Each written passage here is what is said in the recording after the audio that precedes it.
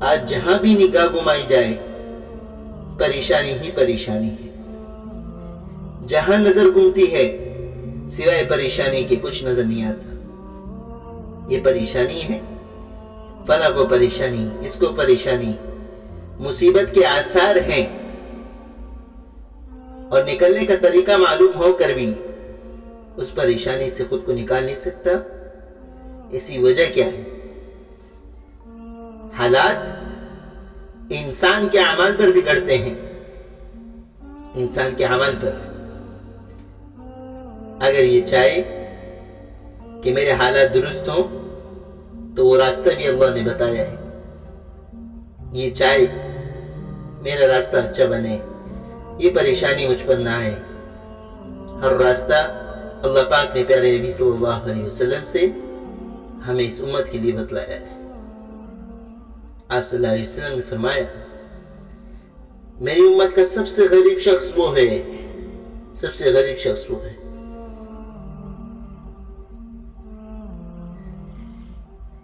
جو کل قیامت کے دن اللہ کی بارگاہ میں پیش کیا جائے گا. زمین سے لے کے آسمان تک کی نیکیاں ہوں گی، وہ سب سے زیادہ قریب ہوگا. صحابہ نے اس کی یا رسول اللہ زمین سے آسمان تک کی نیکیاں ہیں، اتنی نیکیوں کے باوجود بھی وہ غریب کیسے ہوا؟ فرمایا اس کے اپنوں کو بلایا جائے گا. اللہ پاک پوچھیں گے، ایک طرف اس کی ساری نیکیوں کو رکھا جائے گا، اپنوں کو بلایا جائے گا جو اس سے تعلق میں ہیں کہ فلاں کو جانتے ہو؟ ہاں جانتے ہیں. باپ کی صورت میں، بیٹے کی صورت میں، دنیا میں چاہے جو تعلق ہو اس کے ساتھ اسے بلایا جائے گا. اس کا رویہ کیسا تھا؟ ستاتا تھا، پریشان کرتا تھا، اور بہت سے قسم کی باتیں ہیں.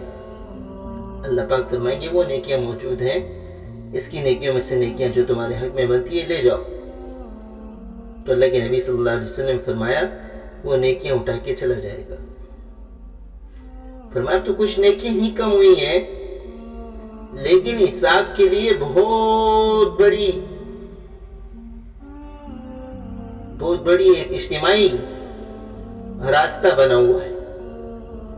ایک ایک آتا رہے گا، نیکیاں لے جاتا رہے گا.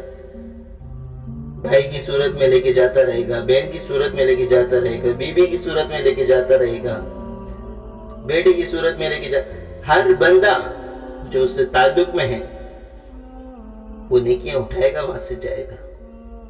اللہ کے نبی نے فرمایا یہاں تک کہ اس کی ساری نیکیاں ختم ہو جائیں گی لیکن لوگ باقی رہیں گے. پھر لوگ آئیں گے کہ اس کا رویہ ہمارے ساتھ ایسا تھا، ہم نے کچھ اپنا حق دیا، اس نے حق کی جگہ ہمیں دتلارا، دھکا دیا، مارا.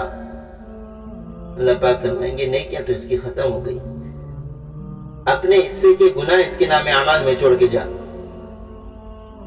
لوگوں کی گناہوں کی وجہ سے یہ جہنم میں جائے گا. آپ صلی اللہ علیہ وسلم نے فرمایا میری امت کا سب سے غریب شخص ہے.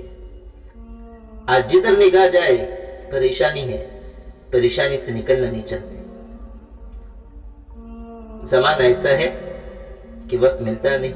جن کو وقت دیتے ہیں وہ کبھی اپنے نہیں ہوتے، اور جنہیں وقت دینا ہے وہ اپنا بن کر بھی اپنا نہیں.